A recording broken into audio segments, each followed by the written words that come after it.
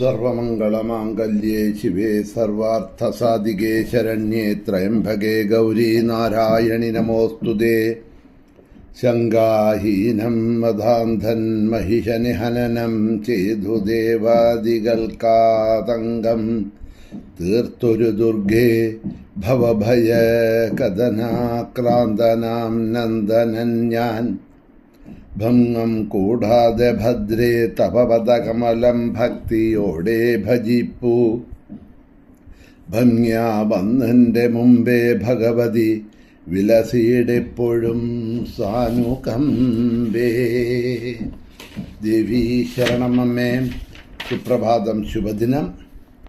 എല്ലാ സജ്ജനങ്ങൾക്കും പുലർകാല വന്ദനം. ശ്രീമദ് ദേവി ഭാഗവത നിത്യപാരായണ പരമ്പരയുടെ ഇന്നത്തെ യജ്ഞവേദിയിലേക്ക്, സത്സംഗത്തിലേക്ക് സുസ്വാഗതം.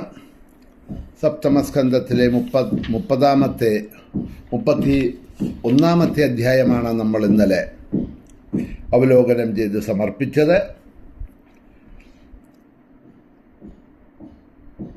ദേവന്മാരുടെ സ്തുതി കേട്ട് സന്തോഷിച്ച ദേവി അവരുടെ ദുഃഖങ്ങൾ തീർക്കാൻ താൻ ഹിമവാന്റെ പുത്രിയായിക്കൊണ്ട്, ഗൗരിയായിക്കൊണ്ട് അവതരിക്കുന്നുണ്ട് എന്ന് പറഞ്ഞ ദേവിയുടെ പരാശക്തിയുടെ വാക്കുകൾ കേട്ടപ്പോൾ തൻ്റെ പുത്രിയായിട്ട് ഭഗവതി തന്നെ അംശമായി ഗൗരിയായി അവതരിക്കണു എന്ന് മനസ്സിലാക്കിയ ഹിമവാൻ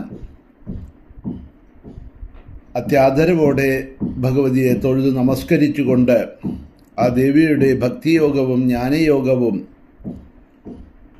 അറിയാൻ താല്പര്യപ്പെട്ടുകൊണ്ട് ദേവിയോട് അത് ഉപദേശിച്ചു തരണം എന്ന് പറഞ്ഞ ഭാഗങ്ങളാണ് നമ്മൾ കഴിഞ്ഞ അധ്യായത്തിൽ പറഞ്ഞു നിർത്തിയത്.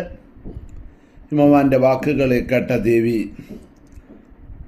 അതിന് ഉത്തരം കൊടുക്കാൻ തുടങ്ങിയാണ്. ഈ 32 അധ്യായത്തിൽ ആത്മതത്വ നിരൂപണം, ദേവിയുടെ ആത്മതത്വ നിരൂപണത്തിനെയാണ് ഇതിൽ വിസ്തരിക്കുന്നത്. ഈ അധ്യായത്തിൽ ശ്രീദേവ്യ ഉവാച ശൃണ്വന്തു നിർജരാ സർവേ വ്യാഹരന്ധ്യാ വചോ മമ യസ്യ ശ്രവണമാത്രേണ മൽരൂപത്വം പ്രപദ്യതേ.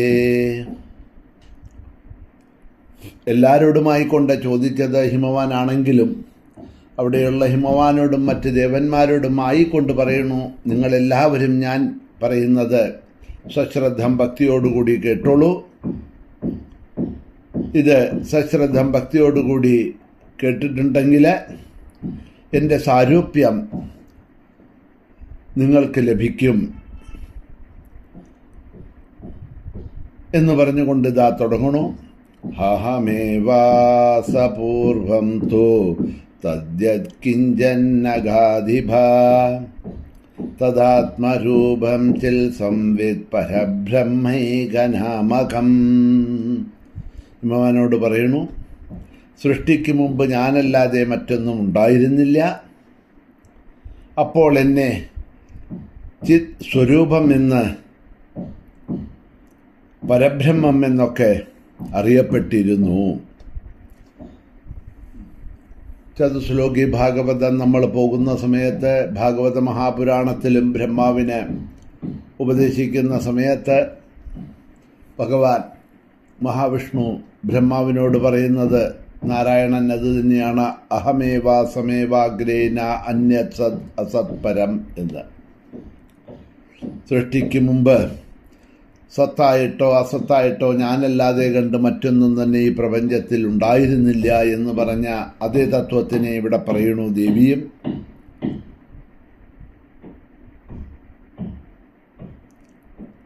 ചിത് സ്വരൂപമായിരുന്നു എൻ്റേത്, പരബ്രഹ്മമാണ് ഞാൻ. ഇന്ന രൂപത്തിലാണ് എന്ന് അനുമാനിക്കാൻ കഴിയാത്തതും ഇന്ദ്രിയങ്ങൾക്ക് വിഷയമല്ലാത്തതും ഇന്ദ്രിയ ഗോചരം അല്ലാത്തതും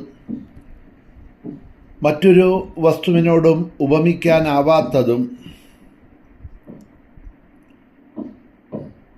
ജന്മാദസ്യ എന്ന് പറഞ്ഞില്ലേ, ഉൽപ്പത്തി മുതലായിട്ടുള്ള ഷഡ്വികാരങ്ങൾ ഇല്ലാത്തതുമാണ് ഞാൻ എന്ന് പറയാണ്.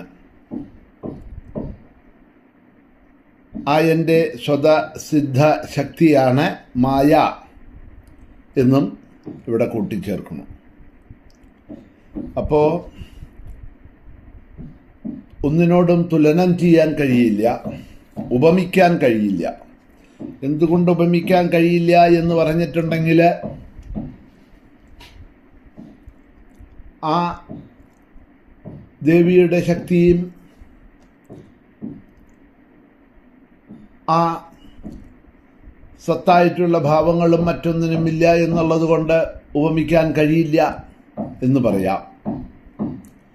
രണ്ടാമത്, കുറച്ചും കൂടി നമ്മൾ അകത്തേക്ക് ഇറങ്ങിച്ചെന്ന് അതിനെ നോക്കുകയാണെങ്കിൽ ഉപമിക്കണം എന്നുണ്ടെങ്കിൽ രണ്ട് വസ്തുക്കൾ ഉണ്ടാവണം, അപ്പോഴല്ലേ ഉപമിക്കാൻ കഴിയുള്ളൂ. ഇപ്പം നമ്മുടെ കയ്യിൽ രണ്ട് പേനയുണ്ടെങ്കിൽ നമുക്ക് പറയാം ഈ പേനയാണോ ആ പേനയാണോ നല്ലത്. രണ്ട് ബ്രാൻഡ് കാറുകൾ നമ്മുടെ അടുത്തുണ്ടെങ്കിൽ പറയാം ഈ കാറാണോ നല്ലത് ആ കാറാണോ നല്ലത്, അല്ലേ?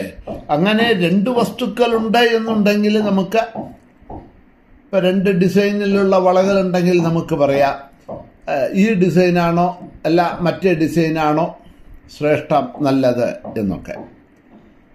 പക്ഷേ ഒരു വളയേ ഉള്ളൂ, ഒരു കാറേ ഉള്ളൂ, ഒരു പേനയേ ഉള്ളൂ എന്ന് പറഞ്ഞാൽ അതിനെ ഉപമിക്കാൻ പറ്റുമോ? ഇതിനേക്കാൾ മറ്റേത് ശ്രേഷ്ഠമാണ് അല്ലെങ്കിൽ നികൃഷ്ടമാണ് എന്ന് പറയാൻ രണ്ടാമതൊരു വസ്തു വേണ്ടേ? അപ്പം രണ്ടാമതൊരു വസ്തു ഉണ്ടെങ്കിലേ പറയാൻ പറ്റുള്ളൂ.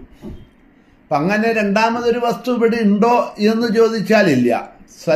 സർവം ഖൽവിദം ബ്രഹ്മ, ആ ബ്രഹ്മമല്ലാതെ മറ്റൊരു വസ്തു രണ്ടായിട്ട് ഇവിടെ ഇല്ല. ഇപ്പം രണ്ടാമതൊരു വസ്തു ഇല്ല എന്ന കാരണം കൊണ്ട്, ഒരേ ഒരു വസ്തുവേ ഉള്ളൂ എന്ന കാരണം കൊണ്ട് ആ വസ്തു പരബ്രഹ്മമാണ്, ആ പരബ്രഹ്മമാണ് ശക്തി, ആദിപരാശക്തി എന്നതുകൊണ്ടും ആ ആദിപരാശക്തിയെ മറ്റൊരു വസ്തുവുമായിട്ട് ഉപമിക്കാൻ സാധ്യമല്ല എന്ന് പറയാണ്. ഇന്ദ്രിയഗോചരമല്ല, ഇന്ദ്രിയങ്ങൾക്ക് വിഷയമല്ല. അപ്പോൾ രൂപങ്ങളൊക്കെ വരുന്നത് പല രൂപങ്ങളിൽ ദേവിയായാലും ദേവനായാലും നമ്മൾ കാണുന്നു. അതൊക്കെ എന്തിനാണ് എന്ന് ചോദിച്ചാൽ ലോകഹിതത്തിന് വേണ്ടിയിട്ട് ഓരോരോ കാര്യങ്ങളെ സാധിക്കാനായി കൊണ്ട് ഓരോരോ രൂപത്തിൽ വരുന്നു, അതാത് ലീലകളൊക്കെ നടത്തുന്നു എന്ന് മാത്രമേ ഉള്ളൂ. ഒരു നടൻ പല വേഷങ്ങൾ കെട്ടുന്നത് മാതിരി. പക്ഷേ യഥാർത്ഥമായിട്ടുള്ള സ്വരൂപം അതാണോ എന്ന് ചോദിച്ചാൽ അല്ല, ബ്രഹ്മമാണ്.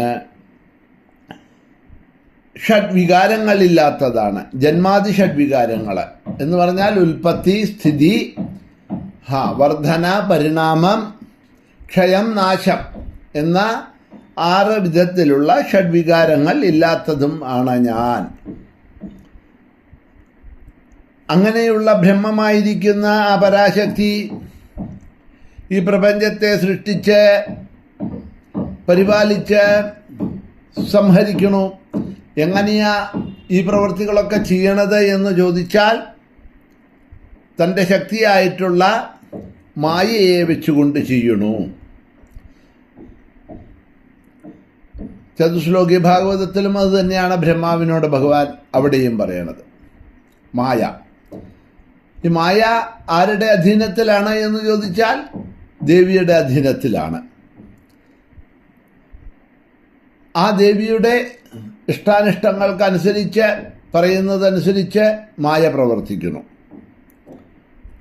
ആ മായയാണ്